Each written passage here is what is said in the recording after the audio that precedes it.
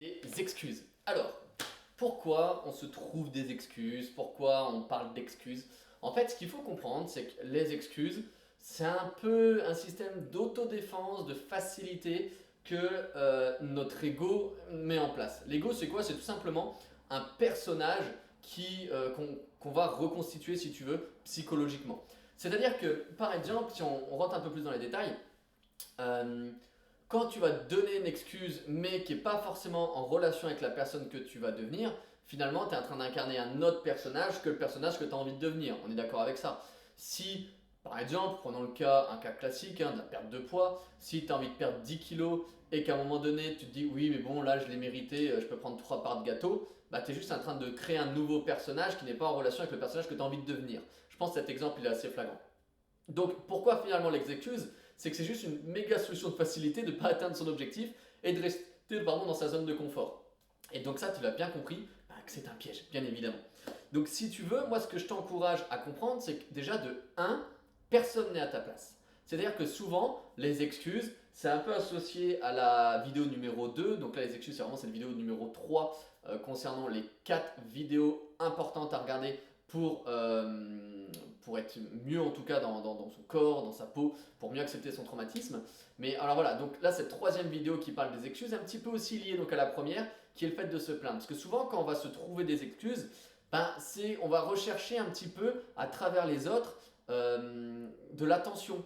Ouais mais voilà, oui mais je pouvais pas faire ça. Et on espère que l'autre en face nous dise oui je te comprends.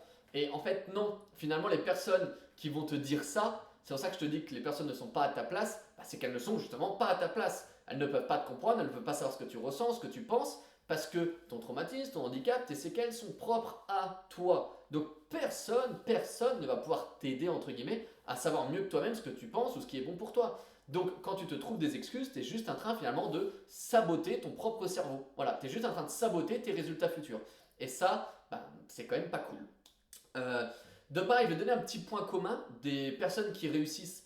Est-ce que les personnes qui réussissent, que ce soit dans les sportifs de haut niveau, que ce soit dans les entrepreneurs, que ce soit dans des personnes justement dans n'importe quel domaine, on peut vraiment dire, je crois, dans 100% des domaines, toutes les personnes que tu connais qui sont devenues célèbres ou en tout cas qui ont vraiment réussi une belle carrière dans le domaine qu'ils envisageaient, ce sont des personnes qui ne sont jamais trouvées des excuses. Point. Est-ce que Federer, à un moment donné, s'est dit tiens, je vais pas à mon entraînement parce que j'ai un repas de famille? Bah non, il a fait des sacrifices pour arriver numéro un mondial.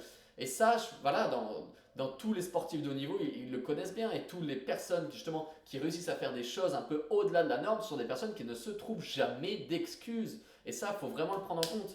Donc d'autant plus toi, si tu as envie de t'aimer, si tu as envie d'accepter ce qui s'est passé et justement d'aller mieux, ne te trouve pas d'excuses vers ce projet-là, bien entendu. Je te prends aussi l'exemple, moi, par exemple, de mon accident. Alors, faut me dire si des fois je parle un petit peu trop de moi. C'est juste que au moins je te donne des exemples concrets que je connais bien parce que ça me concerne. Tu sais bien que j'ai eu un accident de parapente, j'étais en baptême, donc ce n'était pas moi qui conduisais le parapente. Et est-ce que tu crois que je me suis trouvé cette excuse-là de me dire que c'était de la faute du pilote? Alors oui, sur l'instant présent, c'est le pilote qui a fait une erreur de pilotage, mais les séquelles, le choix de devoir faire un vol, un baptême, le choix de payer ce vol, cette décision de passer à l'action, mais c'est pas de la faute du pilote, c'est entièrement de ma faute. Donc l'accident a eu lieu, pourquoi? Parce que j'ai pris la décision et je prends 100% de la décision et j'accepte 100% justement de ce choix-là, finalement d'avoir un accident de parapente derrière. Je prends à 100% mes responsabilités. Je ne me trouve pas d'excuses, c'est de la faute d'un tel, c'est de la faute d'un tel, c'est de la faute d'un tel. Non. Alors, je le reviens, lui, il a fait une erreur de pilotage, le pilote, c'est un fait à laquelle je n'ai pas pu moi éviter, mais par contre c'est entièrement de ma faute si derrière il y a eu un accident. Pourquoi? Parce que j'aurais pu ne pas décider de faire ce vol de parapente. Donc à nouveau, je ne me trouve pas d'excuses dans cette thématique-là, en tout cas qui m'appartient. Un autre point aussi, oui, ce qu'il faut comprendre, c'est que les excuses, c'est un véritable concept humain. Les animaux ne se trouvent pas d'excuses. Non, jamais de la vie. Ils ne se trouvent jamais des excuses. Alors que les êtres humains, si. C'est-à-dire que, en fait, par exemple, tu vas aller au travail, c'est les bouchons, tu vas arriver en retard, tu vas dire à ton patron, oui, mais il y avait des bouchons.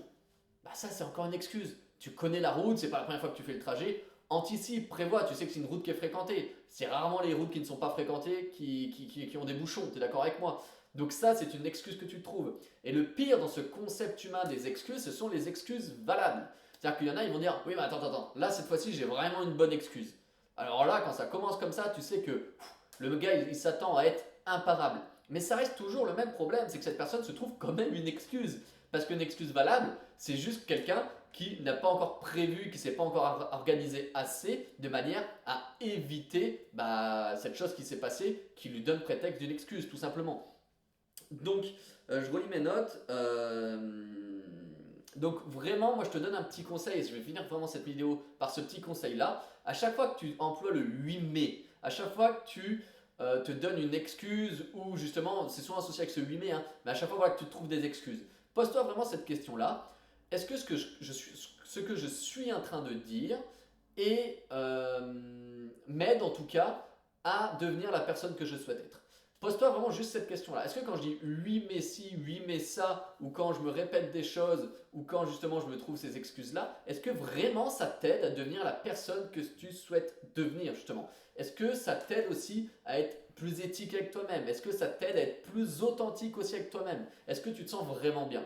Et en fait, tu vas te rendre compte que le fait de dire des excuses et de derrière te poser ce type de questions-là, neurologiquement, ton cerveau, il va comprendre qu'il y a un problème quand tu vas t'exprimer de cette manière-là. Et peu à peu, à force de faire cet exercice-là, tu vas te trouver de moins en moins d'excuses parce que quand tu vas dire des excuses, tu vas te trouver de plus en plus inconfortable et de moins en moins authentique avec toi-même, par définition.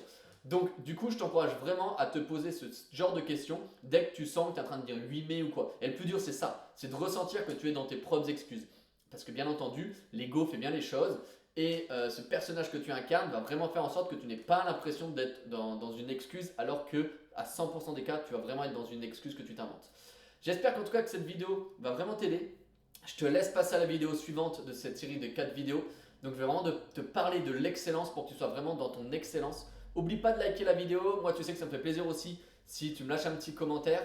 Tu as mon lien Messenger dans la description si tu as besoin de venir me parler et quand tu as besoin d'échanger avec moi. Et je te dis en tout cas à tout bientôt, je te souhaite une excellente journée. Ciao ciao.